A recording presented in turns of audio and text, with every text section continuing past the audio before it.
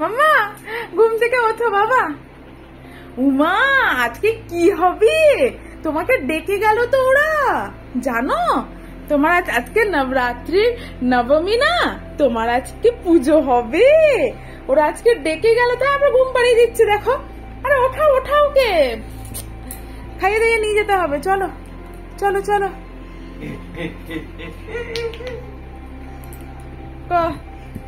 চলো ওলে বাবালে আমার গন্ধবাসাটা, আমার গন্ধবাসাটা। চলো চলো রেডি হলো রেডি হলো, তাড়াতাড়ি খাওয়া দাওয়া করে চলো। মা উঠে দাঁড়াতে পারছে না। সুপ্রভাত সকলকে, আমার চ্যানেলের আরেকটি নতুন ব্লগে আপনাদের সকলকে স্বাগত। ভিডিও শুরুতেই তো আপনাদেরকে বললাম যে আজকে নবরাত্রির নবমী, কিন্তু নবমী নয়, অ্যাকচুয়ালি অষ্টমী ছিল। ওটা আমি নিজেও জানতাম না। আসলে চৈত্র নবরাত্রি তো আমাদের মধ্যে হয় না, আমাদের বাঙালিদের মধ্যে, তো ওই জন্য আমি নিজেও বুঝতে পারিনি। পরে যখন মাম্মামকে নিয়ে গেলাম তখন জানতে পারলাম যে আজকে অষ্টমী, পরের দিন নবমী ছিল। তো আমাদের যেই ফ্ল্যাটে আমরা রেন্টে থাকি সেই ফ্ল্যাটেরই একজন পুজো করছে, তো মানে কন্যা পূজন যেটা হয় সেটা, যেটাকে আমরা কুমারী পুজো বলি বাংলায়, সেটা করছে। তো সেখানে মাম্মামকে ওরা ডেকে গেল। তো মাম্মাম তো ঘুমোচ্ছিল, ওকে ঘুম থেকে তুলে খাইয়ে দাইয়ে স্নান টান করি রেডি করি এখন ওকে নিয়ে যাই। আর এই যে দেখো মাম্মাম এখানে একদম রেডি। ওর কিন্তু মানে ঘুম এখনো ভাঙিনি, আমি ওকে জবরদস্তি ঘুম থেকে তুলেছি।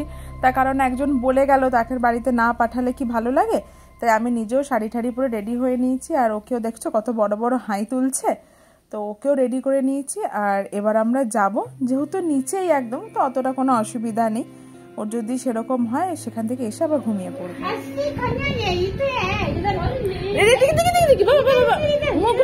মুখ ঘোরা। मेरा हाथ में ना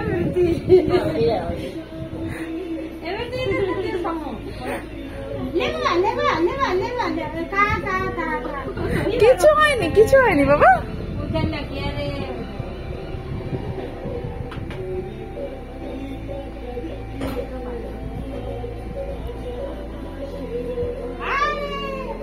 मम्मी यही है यार, समझे नहीं,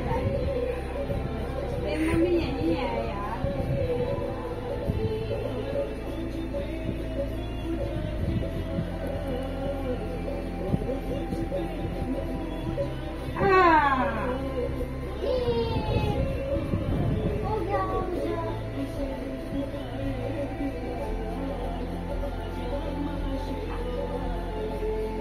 कल रात, हाँ हाँ हाँ दीजिए।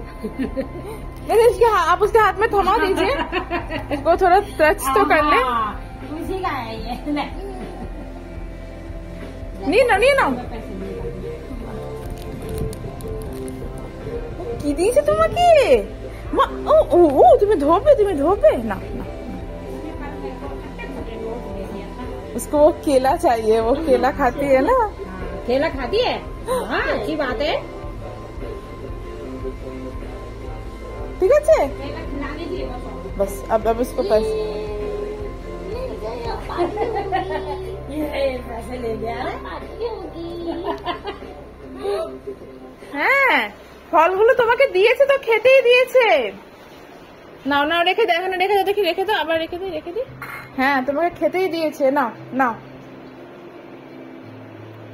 ওই দেখো বাতাসাটা নিচ্ছে এবারে।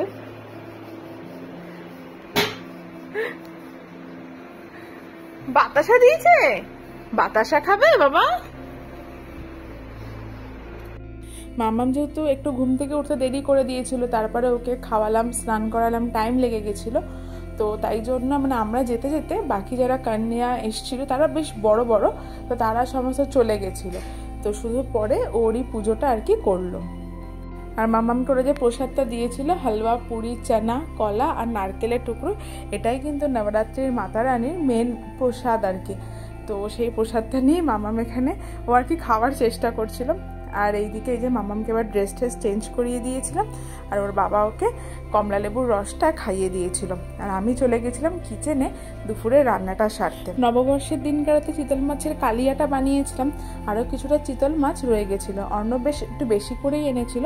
তো আজকে আর কালিয়া বানাবো না, আজকে একদম কালো জিরে দিয়ে একটু অল্প মশলা দিয়ে পাতলা ঝোল মতো বানাবো। রেসিপিটা ইউটিউবেই দেখলাম, দেখে বানিয়ে কেমন খেতে লাগে। মাছগুলোকে সব ভাজতে দিয়ে দিয়েছি, তবে আজকের জন্য আবার হালকা করে ভাজবো না, একটু কড়া করেই মাছগুলোকে ভাজবো। অন্যদিকে মাম্মামের মাছের ঝোলের জন্য মাছটাকে একটু ভালো করে ভেজে নেব। মাছগুলো যতক্ষণ ভাজছি ততক্ষণে একটু আলু আর পেঁপে কেটে নিই। মাম্মামকে আজকে আলু আর পেঁপে দিয়ে মাছের ঝোলটা যে পরিমাণে গরমটা বাড়ছে, তাতে দুপুরবেলাতে এরকম সবজি দিয়ে মাছের ঝোল পাতলা করে করে দিলে বাচ্চাদের জন্য সেটাই সব থেকে ভালো। ওরা খেতে পছন্দও করবে, ওদের শরীরে পুষ্টিগুলোও যাবে, আর খেতে কোনো কষ্টও হবে না। আর এইরকম ডুমো ডুমো করে পেঁপেগুলোকে সমস্ত কেটে নিয়েছি। এবার আমাদের আর মাম্মামের দুজনেরই মাছের ঝোলের জন্য আলুগুলো সমস্ত কেটে নেব। আমাদের এই চিতল মাছটা আজকে আলু দিয়ে কালো জিরে ফোড়ন দিয়ে কিন্তু করব। মাম্মামের মাছগুলো সমস্ত ভেজে উঠিয়ে নিলাম। এবারে তেলের মধ্যে অল্প একটু জিরে ফোড়ন দিয়ে আলু আর পেঁপেগুলোকে ভাজতে বসিয়ে দেব। তবে আজ কিন্তু মাম্মামের মাছের ঝোলটা প্রেসার কুকারে বানাবো। কুকারে তেল আর জিরেটা গরম হয়ে গেলে পরে পেঁপেগুলো দিয়ে ভালো করে নাড়াচাড়া করে দেব। খুব সামান্য পরিমাণে নুন আর হলুদ, আজ একটু জিরে গুঁড়ো দিলাম টেস্টের জন্য। এবারে এটার মধ্যে জল দিয়ে দেব আর ভেজে রাখা মাছগুলোকে দিয়েও প্রথমে 2 থেকে 3 খানা সিটি মারবো। আমাদের জন্য একটু উচ্ছে ভাজা করব, তাই জন্য উচ্ছেগুলোকে সব কেটে নিয়ে একটু জলে ভিজিয়ে রাখছিলাম। উচ্ছেগুলো অনেকদিন ধরে ফ্রিজে রয়েছে, ওই জন্য একটু শুকিয়ে মতো গেছিলো, তাই ভাবলাম সবকটা উচ্ছেই ভেজে নিই। মাম্মামের মাছের ঝোলটা যতক্ষণে হচ্ছে এইদিকে চিতল মাছগুলো সমস্ত ভেজে তুলে নিয়েছি, আর ওই তেলেই একটু আলুগুলোকে দিয়ে দিয়েছি ভাজার জন্য। উচ্ছেগুলোতে এবার একটু নুন মাখিয়ে রাখবো। উচ্ছে ভাজার আগে খুব ভালো করে যদি নুন মাখিয়ে রাখা যায়, তাহলে উচ্ছের যে অতিরিক্ত তেতো ভাবটা থাকে সেটা কিন্তু কেটে যায়। এই যে মাম্মামের মাছের ঝোলটা হয়ে গেছে, এই ঢাকনা খুলে দেখে নিলাম মাছটাও খুব ভালো মতো সিদ্ধ হয়েছে, যদিও মাছটা ভাজা ছিল, আর পেঁপেগুলো খুব ভালো করে সিদ্ধ হয়ে গেছে। চিতল মাছের ঝোলটার জন্য তো আলুগুলো ভাজছিলামই, তার ফাঁকে একটু পেঁয়াজগুলোকে কেটে নিলাম। মাম্মাম যেহেতু এখন ঘুমোচ্ছে, এখনই তাড়াতাড়ি আমাকে সব কাজগুলো সেরে নিতে হবে। ও উঠে গেলে পরে ও আর আমাকে কিচেনে মোটেই দাঁড়িয়ে থাকতে দেবে না। তাও তো ভালো ওর বাবা এখন ছুটিতে বাড়িতে আছে, নয়তো এই রান্নাটুকুনি করতেও আমি হিমশিম খেয়ে যেতাম। পেঁয়াজ কাটা হয়ে গেছিলো, এবার একটা টমেটোকে কুচি করে নেব। আর কড়াই থেকে আলুটা তুলে নিয়ে তাতে কালো জিরে ফোড়ন দিয়ে দিলাম। ফোড়নটা একটু চড়বড় করে উঠলেই তাতে পেঁয়াজগুলো দিয়ে দেবো, আর পেঁয়াজ একটু ভাজা ভাজা হলে পরেই তাতে দিয়ে দেবো কুচিয়ে রাখা টমেটোগুলো। টমেটো আর পেঁয়াজ একটু সিদ্ধ মতো হয়ে গেলে তাতে একটু জিরে গুঁড়ো, একটু ধনে গুঁড়ো, আর যেমন ঝাল খাবেন সে অনুযায়ী একটু লঙ্কা গুঁড়ো দিয়ে জল ঢেলে ভালো করে মশলাটা কষিয়ে নিতে হবে। মশলাটা ভালো করে কষে গেলে পরে ভেজে রাখা আলুগুলোকে দিয়ে দেবো, আর আলুগুলোকে মশলার সাথে ভালো করে কষিয়ে নিয়ে গরম জল দিয়ে দেবো। গরম জল দিলে রান্নায় কিন্তু স্বাদটা একটু বেশিই হয়। মাছের ঝোলটা হতে হতে অপরদিকে ভাতটাও দেখছি হয়ে গেছে। ভাতটার মাঠটা ঝরিয়ে নেব, আর তারপর মাছের ঝোলটা হয়ে গেলে পরে অর্ণবকেও খেতে দিয়ে দেবো, আর আমিও খেতে বসে যাব। মাছের ঝোলটা তো ফুটে গেছে, এবারে ভেজে রাখা মাছগুলো দিয়ে আরও 2-3 মিনিট ফুটিয়ে গ্যাস বন্ধ করে দেবো।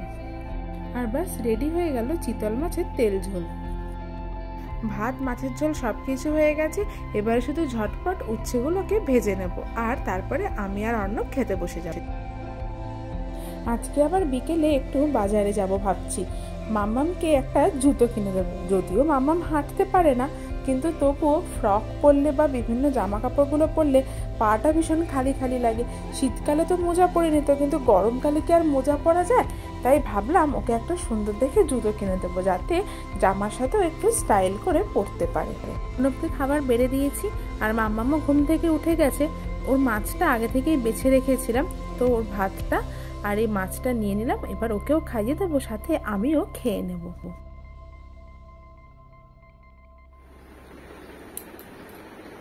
কি খাচ্ছ? ওষুধ? ওষুধ খাচ্ছ? শান্ত বাচ্চার মতো ওষুধ খেয়ে নিচ্ছে। গুড গার্ল হয়ে গেছে আজকে।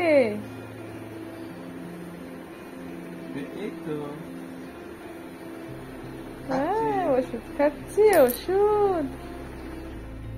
বিকেল বেলাতে আমি একদম রেডি হয়ে নিয়েছিলাম, আজকে এই সুন্দর শ্রীফনের শাড়িটা পরেছিলাম, অনেকদিন বাদে শাড়িটা আলমারি থেকে বার করে পরলাম, কেন জানি না খুব শাড়ি পরতে মন চাইছিল। আর এখানে মাম্মামকেও রেডি করে দিয়েছিলাম। মাম্মাম আজকাল একদম হেয়ার ব্যান্ডও পরতে চায় না, আর ঝুঁটি বেঁধে দিলে সেগুলো সব হাত দিয়ে টেনে টেনে খুলে ফেলে।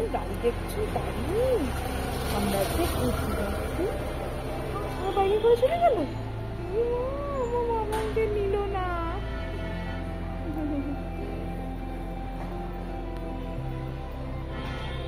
চলে এসেছিলাম মার্কেটে, এবার ওর জন্য জুতো দেখা হচ্ছিল। এক একটা করে জুতো পরিয়ে পরিয়ে ওর বাবা দেখছিল কোন জুতোটা ভালো হচ্ছে আর কোন জুতোটার ফিটিংস ঠিক থাকছে।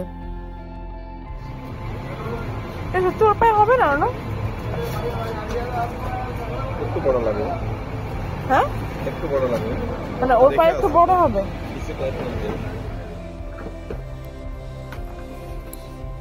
তো यही वाला चाहिए। আর দেখছেন মামাম কি সুন্দর বসে বসে জুতোর ট্রায়াল দিচ্ছে। ও এখন থেকেই শিখে গেছে কিভাবে জুতোর দোকানে বসে বসে জুতোর ট্রায়াল দিতে হয়।